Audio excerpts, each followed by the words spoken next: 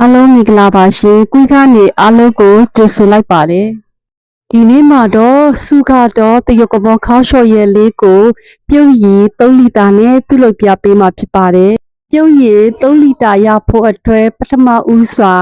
အသီးအရွက်တွေကိုရေသက်6လီတာနဲ့စတင်ပြုတ်ရမှာဖြစ်ပါတယ်။ပေါ့ပေါ့စုအောင်ပြုတ်ပြီး3လီတာကျန်တဲ့အခါမိဖို့ပေါ်ကချပြီးအေးခံထားပါမယ်။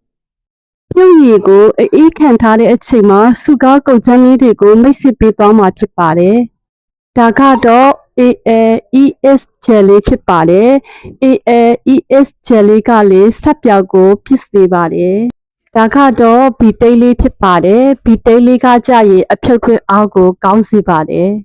။ပြုတ်လေးကကြရင်လေအဖြုတ်အကြီးလေးမဟုတ်ဘူးနော်တေးသေးလေးပဲ။ဒါကတော့ CDEA လေးဖြစ်ပါတယ်။ CDEA လေးကတော့လေ